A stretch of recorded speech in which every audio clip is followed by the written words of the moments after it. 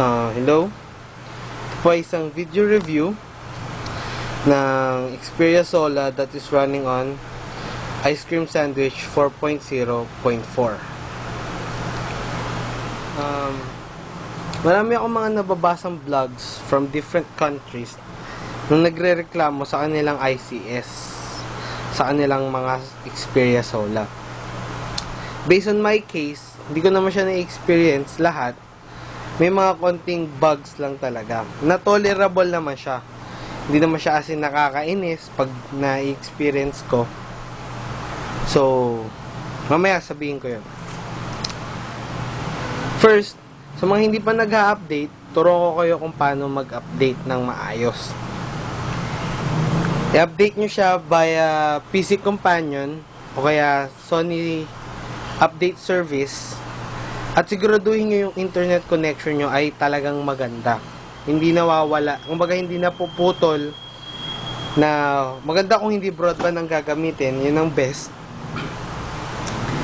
Yung naka wifi o kaya naka router para mas maganda yung pag-download niya. Kasi konting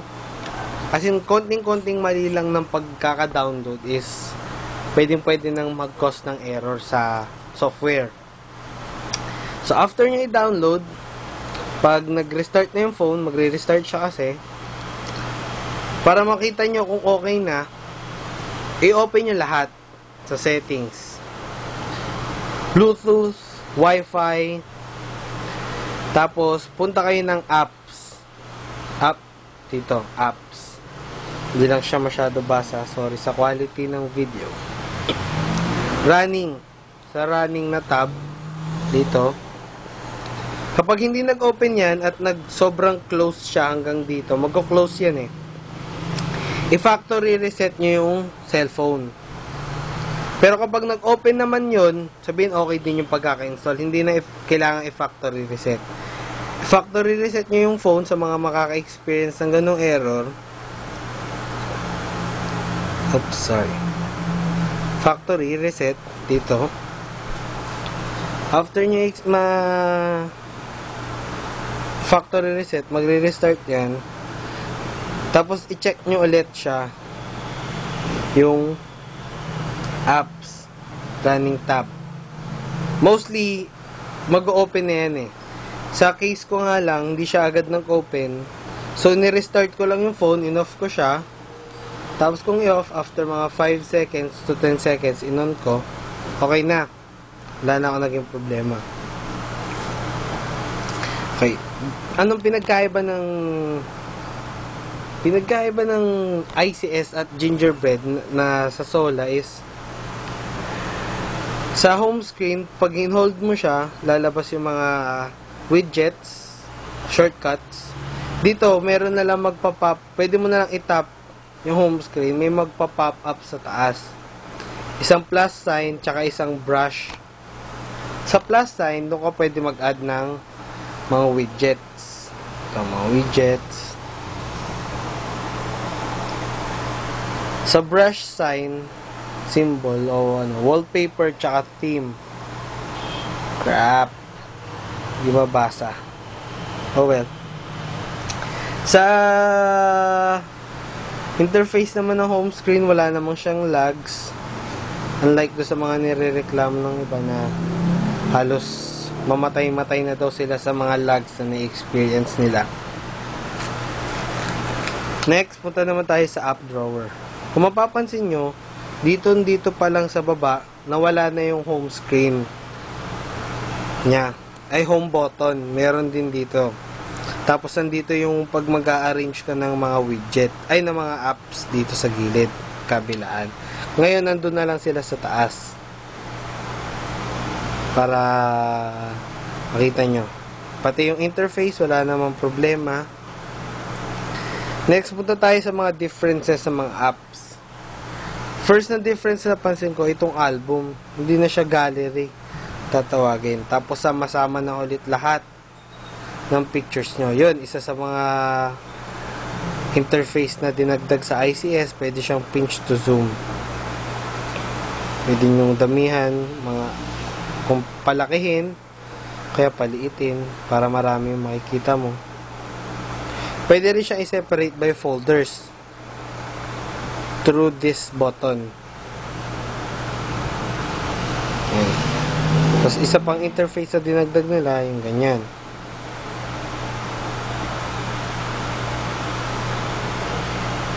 Okay.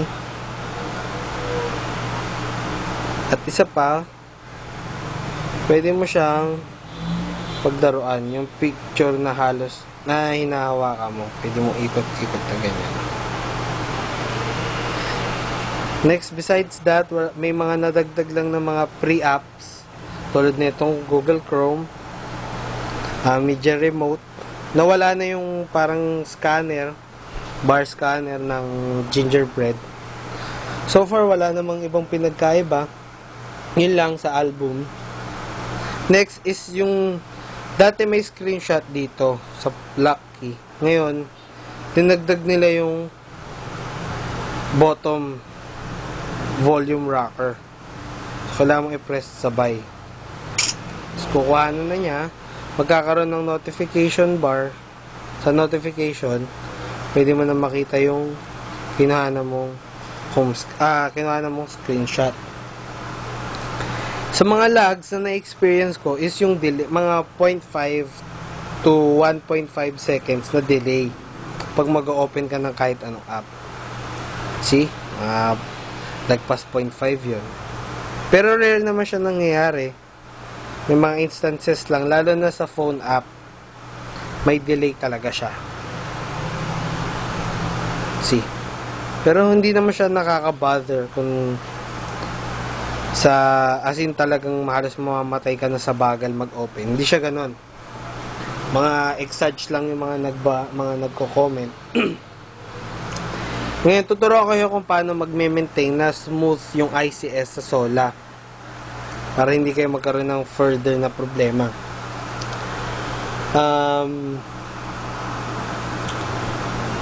Regular na pagre-restart ng cellphone, at least once per day. Bakit? Kasi sa app drawer, application settings pala, running na tab, kung makikita nyo, lahat ng tumatakbong mga application, di man apps, mga services na kailangan ng phone para gumana na maayos. Pero kasi, kahit ganun yung nangyari, may mga apps kasi na sa sobrang katagalan ng naka-open, lumalaki yung kinukonsume nila sa RAM. That would cost ng cellphone na mag-lag na nga. So, maganda kung every time nire-restart mo, yung time niya, time duration dito sa gilid, magiging 0 kasi yan. So, liliit ulit siya yung services na kumukonsume ng RAM. Tapos, as much as possible, huwag kayong magra-run ng sobrang daming application.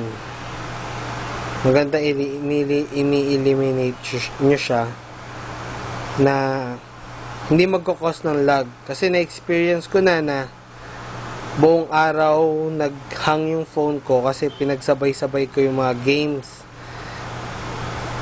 Paano pinagsasabay-sabay? Halimbawa, mag-open tayo ng game, itong Flow. Kapag pinindot nyo yung home screen, pupunta sa home, pero nagra-run pa rin yung Flow. Hindi siya nag-close. Para ma-check, apps, running. Yun yung Flow. Kumakain ng RAM pa rin siya. So, bawa, the reason kasi na minsan na ginagawa ng mga tao is para mabalikan nila yung game. Para makapag-skip sila ng without closing that game.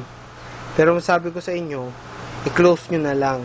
Kasi maghahang yung cellphone nyo.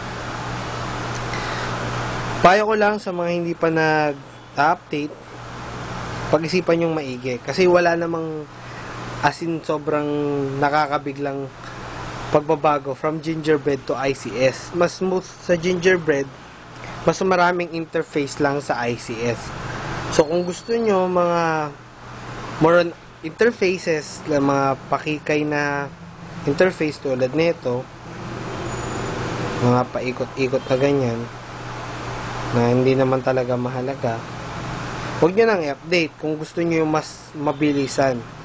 Tapos, pagdating sa picture na quality, kung okay lang naman na kahit average lang yung quality, total, pangit naman yung pipicturean nyo, huwag nyo na lang i-update. Mas maganda yung naka-multifocus kayo. Sa gingerbread, gumagana ng maayos. So, sana nakatulong.